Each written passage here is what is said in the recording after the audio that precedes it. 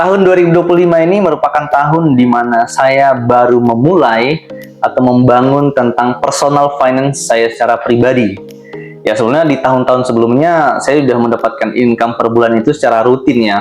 Tapi saya tidak mampu atau tidak bisa mengelola keuangan dengan baik. Ya, mungkin saja waktu itu ilmunya masih kurang ya gitu. Tetapi tidak ada kata terlambat, tidak ada kata tidak mungkin. Ya, saya ketika berada di posisi sekarang merasa bahwa saya harus belajar lagi gitu, belajar untuk bisa mendapatkan posisi yang lebih baik lagi, belajar untuk bisa mendapatkan hal yang terbaru gitu. Contohnya adalah mengatur keuangan dengan bijak.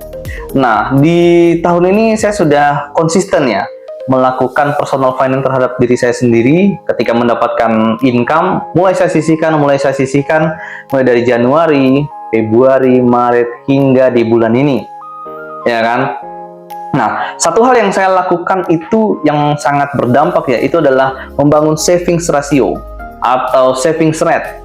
Nah, savings ratio ini merupakan rasio uang yang dapat saya simpan dibagi dengan total income yang saya terima per bulan dikali dengan 100%. Misalnya, di tiap bulan saya menerima gaji sekitar 5 juta. Nah, dari 5 juta ini 1.500.000-nya itu merupakan tabungan saya gitu. Berarti ada sekitar 30% savings rate yang saya miliki. 70% di mana? 70%-nya lagi untuk saya ya, untuk living cost terutama ya. Biaya makan, biaya transportasi, biaya internet, biaya apalagi ya, tempat tinggal, dan masih banyak lagi. Intinya untuk living cost itu 70%. Nah, savings rate tadi yang 30% itu saya bagi lagi menjadi dua. Jadi ada yang untuk yang tabungan, sehingga supaya saya bisa mendapatkan likuiditas tinggi ini. Jadi ketika saya perlu secara cepat, ya saya bisa langsung mendapatkan uang tunai atau cash secara langsung gitu. Itu gunanya saya menabung. Kemudian yang kedua itu investasi. Ya, khususnya investasi ya dalam jangka panjang ya. Investasi sebetulnya tidak melulu tentang saham, tidak melulu tentang kripto dan sebagainya.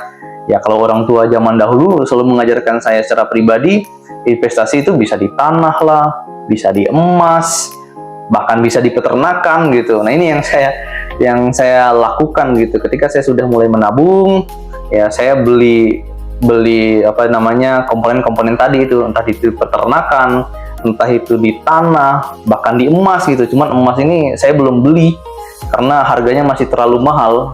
Terakhir itu saya cek tadi pagi harganya sekitar per gram ya 2.360.000. Jadi masih mahal banget gitu untuk dibeli.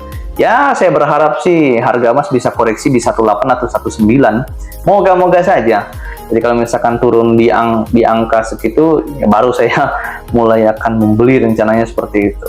Jadi kalau di investasi, saya membeli investasi yang jangka panjang, ya bagi di saham, di tanah, maupun di ya peternakan tadi gitu. Jadi intinya di investasi ini harapan saya bisa mendapatkan return yang tertinggi gitu, entah itu 10%, 20%, 30%, bahkan bisa 100% gitu. Jadi dalam investasi ya saya inginkan uang saya itu menjadi lebih banyak lagi gitu, bertambah. Ini tercompounding gitu. Apalagi kalau misalkan di saham, ya itu tadi. Jadi dari keuangan saya, dari income yang saya dapatkan per bulan tadi itu, ya saya bagi lagi. Intinya di tadi itu yang 70% untuk yang living cost, kemudian 30% itu untuk savings rate-nya. Nah, savings rate-nya ini saya bagi dua tadi. Jadi dari kedua hal ini tadi, dari living cost sama savings rate yang saya lakukan tadi itu, saya ingin mencapai suatu goals, yaitu tadi personal finance yang baik. Nah, itu dia tadi. Itu yang saya lakukan dan saya merasa ada dampaknya dalam diri saya. Nah, mungkin teman-teman yang menonton video ini punya cara berbeda untuk membangun personal finance-nya dengan baik. Silahkan komen di bawah dan cerita. Kalau misalkan teman-teman mau berbagi cerita, silahkan ceritakan komen di bawah bagaimana teman-teman membangun personal finance dengan baik. Dan semoga video ini berberkati. Mantap!